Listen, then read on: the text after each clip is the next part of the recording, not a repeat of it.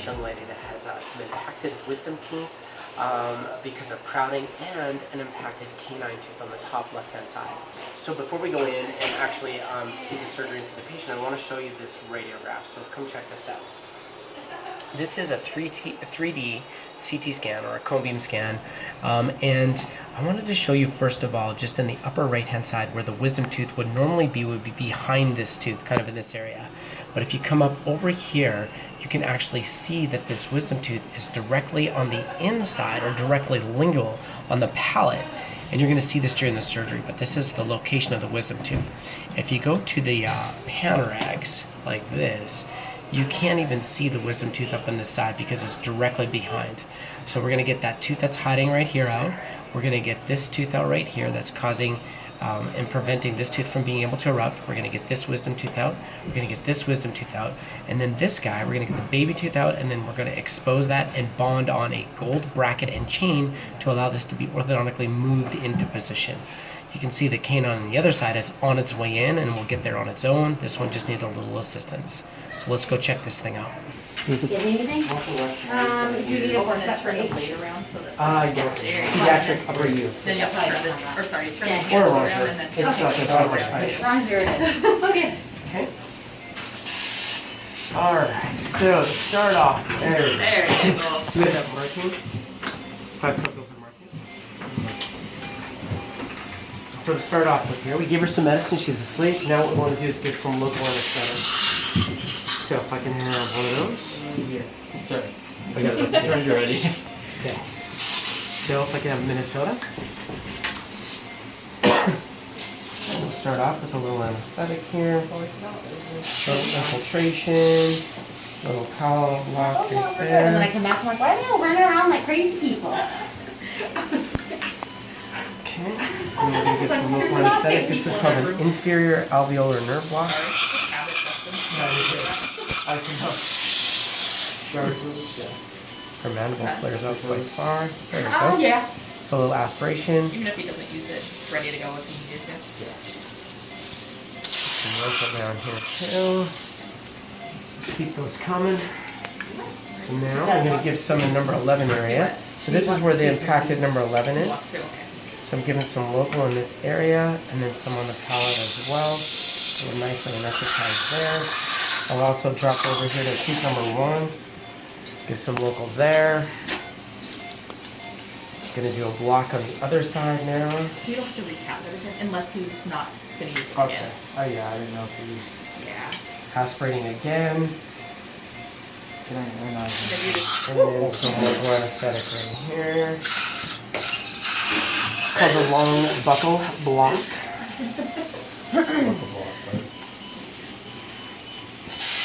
is that good for the? Okay, I'm gonna give a little bit more on the palate because this tooth is directly on the lingual. It's kind of in a funny spot. Alright, so now we're gonna give some Expro back in this area. A little Expro right here. A little bit of Expro right there. And this is just an infiltration. Do not do blocks with Expro. It's not cleared for blocks. Other than a scaling block, but I don't do scaling blocks. Wrong part of the body. Alright. For the exposing bond. Okay. Yeah. Kind of watching. So if we take a look right here, you can't see tooth number 15 because it's impacted. And I'll get a periosteal over it. And sometimes getting the light off helps too.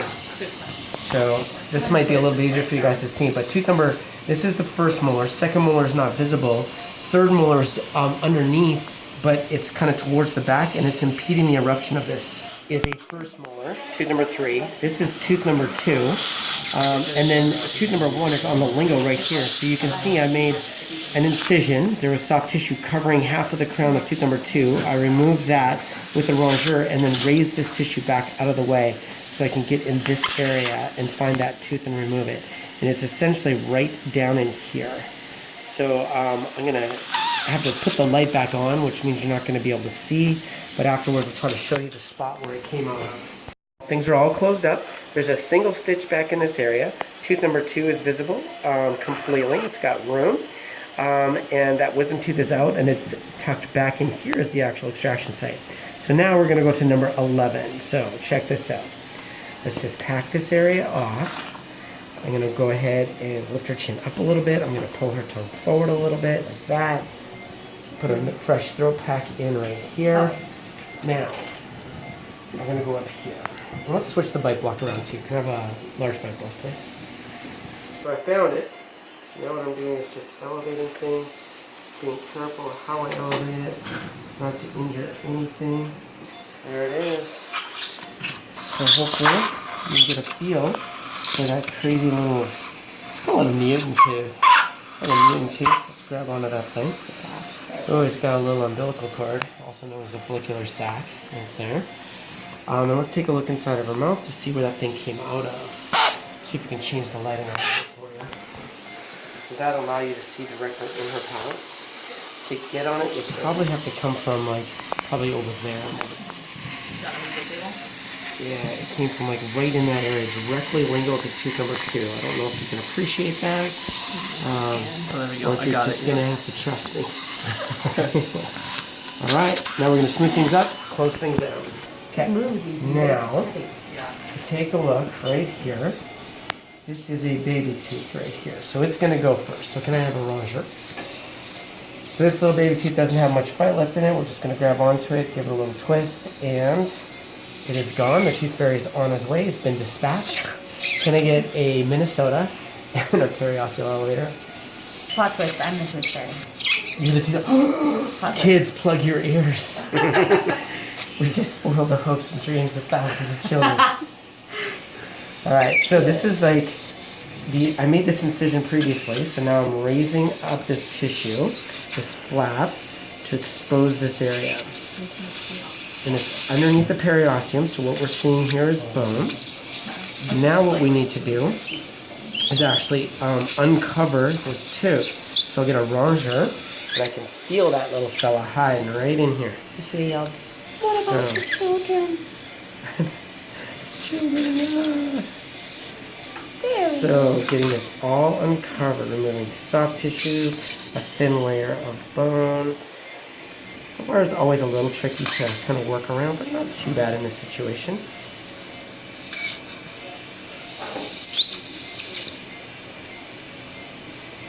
Okay, I'll get a periosteal elevator and then a curette. So I can definitely see the crown of this tooth. I'm now getting rid of some soft tissue that's in the way, because we need this exposed and then isolated and dry so we can actually bond a gold chain and bracket to it. Clearing out the path here. You want the bone removed down to the CEJ as well, which is right there. Okay. Now I'm going to raise this a little bit on the palate just so that the path is cleared there for it as well. Okay. Then I'll get a curette.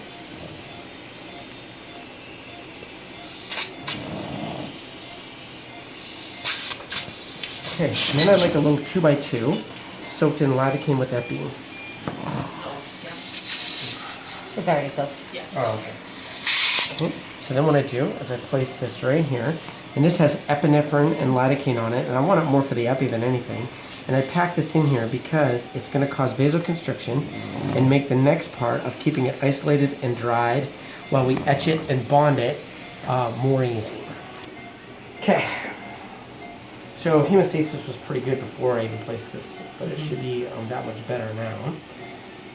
If you need to, you can always last longer or let it sit longer. Now I'm going to acid etch this. So this is phosphoric acid. So I need 15 seconds on this. So if you can give me 15 seconds. Okay, so we'll watch the clock. 15 seconds. In the meantime, this is probably the most likely area to contaminate it. And then I'll need some irrigation at the end of that. We'll just brush some off, but not really. So yeah, 2 seconds left. Okay. And then I want you to get the big blob. Just suction it. And then you want to make sure that you really give this lots of irrigation, because if there's any etch left on that surface, it will contaminate things and not allow you to actually bomb this out. Now, the next step is to take the gold bracket and bond this on, but it needs to be completely dry and a layer of adhesive needs to be on there as well. So first thing we're going to do is use the suction to make sure it's very dry, and it should have this frosted appearance. I'm having trouble doing that because I get things. Because of the light? What? It's hard with the light. No, because like those things kept coming out. Do you have the soft tissue? Yeah. So I didn't want to get them on it. Yeah, I think we better take care of that. Alright, let me have like a curette. We're going to have to come back. Oh, that yellow light explains it all. I was sitting there trying to color correct it, and I'm like, why is it so yellow? And I couldn't get it to skin color. Well, I didn't really get it isolated without dragging those across. Look that up, tab Kelly.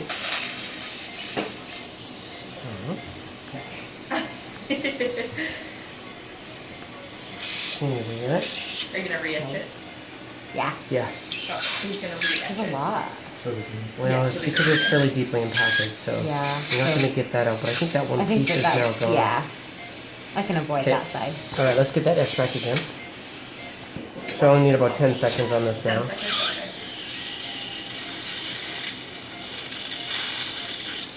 Okay, and then I'll need irrigation. Are we good? Yeah. okay. Yep. Okay, lots of irrigation here.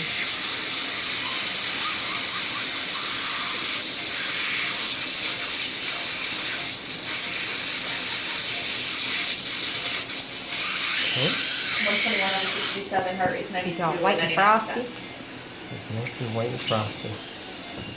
Alright, so go ahead, I'll get like a brush with adhesive and then a light cure unit. So now what I'm going to do is I'm going to actually get some adhesive on the surface of this tooth. Got some more adhesive.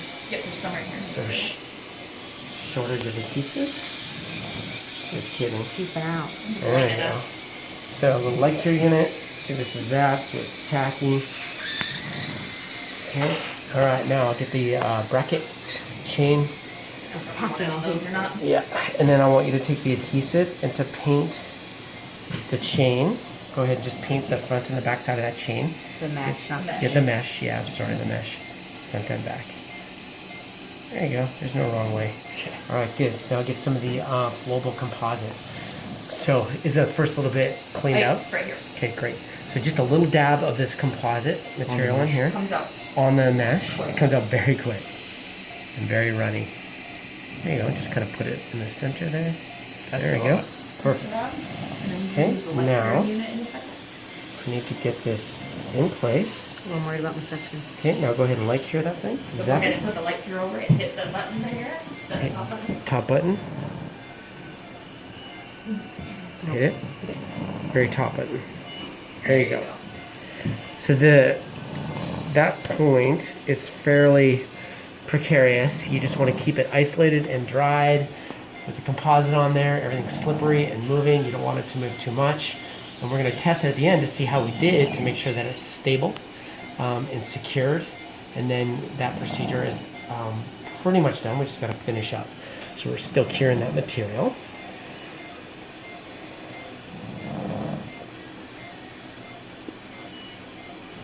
Okay, now grab onto this chain, give it a little tug. You come underneath here too. He's gonna use this to wrap Okay. around to attach to the chain and wrap So it. that's bonded on there fairly nicely. What we're going to do now is actually just secure this wire or the chain to the wire and then stitch things closed. Alright, so when I went to use the wire and secure this, it actually came loose. So I had to redo it, and I really like the way this one looks a lot better now. It's seated down, and I went from flowable composite to regular composite. I do find that regular composite is so much easier to use than that runny flowable composite. So glass ionomer cement that's a little more moisture friendly is even easier to use. So next step is we'll secure this to the wire right here, and I'll show you that here in just a second. What we do is raise the soft tissue in this area to get this exposed. This is very fibrous and kind of tenacious, so just elevate this out of the way. Being careful not to place the brackets on that tooth in front of it. A little vertical release there. Alright, now let's get a rung here. I'm just to nibble away a little bone so I can start seeing some teeth here, seeing what we have.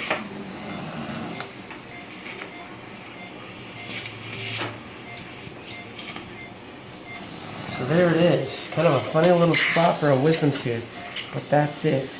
Not to mention just a funny looking little blob of a tooth. Oh, sorry. No, no, you're Your foot. And then I'll get a stitch. nice. Get a little stitch now. So now the tooth is gone, I'm going to put a little stitch in just to reapproximate that mucosa.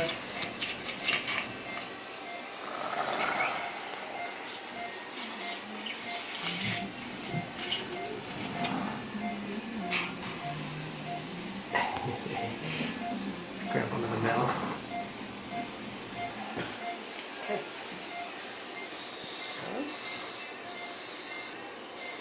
I'm not going to stitch this up super tight because I want the path to be clear for that second molar now to erupt and to come into position. It will make her and her family and her orthodontist very happy. Very, very happy. So, cut that for me. This is a resorbable stitch, lasts about 5 to 7 days. Okay.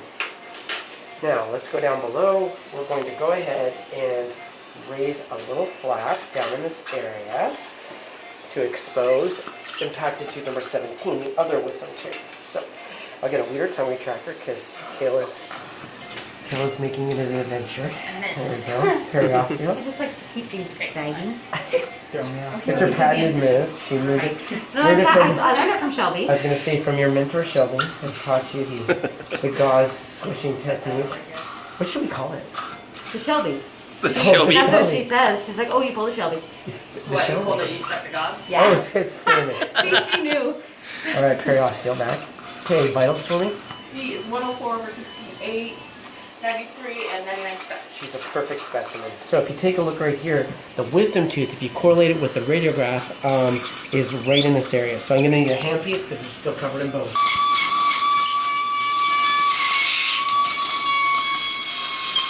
So what we're doing here is we're uncovering it and exposing it, and then we'll section it to make it into a couple smaller pieces so that it's easier to take out. There's the tooth. Can you see that, fellas? Right there's the tooth. It is. It's a little loose, large follicle, young gal. I'm going to section it into 2 pieces.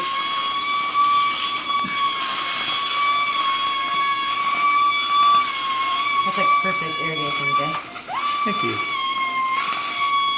Okay, small straight. So now that it's sectioned, I should be able to break the tooth on purpose and then start taking it out one piece at a time. So here comes one part. There it is. Jumped out. So that's half of the crown, and the other half is right here. And then we'll get a curette. So that tooth is out. Now we want to make sure that we have all follicle and extra soft tissue out of that area. So I'm curetting. If I can have a rongeur, that'd be great. And then I need a bone file. Gonna make sure it's nice and smooth. Right here, we'll get some irrigation. Okay.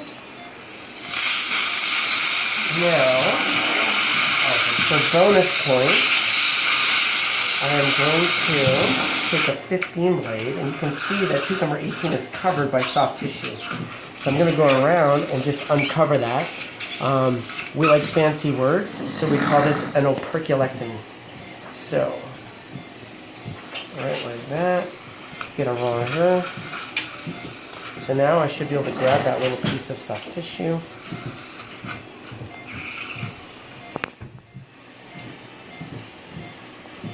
Tease it away. And now, periosteal back again.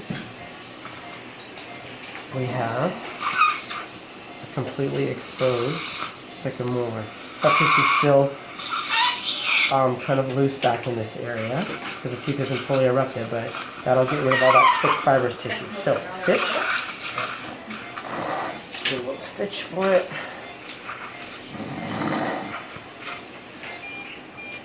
Now, what we're going to do is after this is closed up, we're going to go to the other side eventually. And, I won't bore you with extraction of the tooth number 32 on the lower right, But I do want you to check out tooth number 2, pardon me, tooth number 1, which is directly behind tooth number 2 on the palate. So we'll show you that.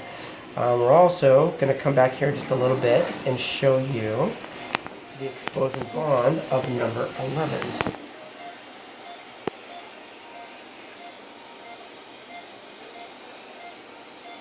So we'll stitch right here. You can see I'm not doing it super tight, the actual stitch. I'm going to cut that one because I still need to pull that flap across.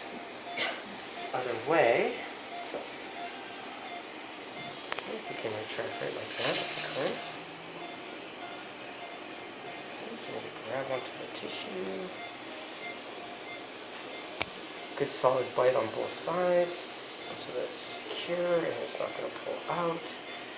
That's a really solid bite on that side. Okay, put it on that one. Now this one, I'm going to pull the tissue a little tighter so it just kind of stretches across that side nicely. And it leaves the crown of that tooth still exposed. Hence the term reposition. You reposition that little flap apically, or towards the apex of the tooth. Cut that for me. Leaving it exposed, letting the orthodontist know how they can actually pull on that, and that should allow them to pull that into position, and that is it. So let's get a fresh piece of gauze. Times 2. Pack this off again too. Braces are always fun with braces because it gets caught in there. I always tell them that if they want There to you pull go. cotton gauze. I might go downstairs and grab some of that cotton gauze from. Okay, Grab that and that. We have like Pack that on. cotton, like Oh, not like so it's this not- gauze yeah. It's not abrasive. downstairs Oh, really? for artists. And that just sits like that. And we're done. And Alright guys, I hope you enjoyed that video. Everything went very well. I think it's good to see that with exposing bonds, it's not uncommon for the first go around to not actually cement or secure onto the tooth. In this situation, I blamed it on the flowable composite. I find it more difficult to work with that rather than just your standard composite. And of course, glass ionomer cement is more moisture friendly and even easier to use. If you have any questions, please go ahead and leave a comment down below, subscribe, and pass this on to your friends, especially those that are afraid of surgery. Send it to those people. And we'll catch you next week.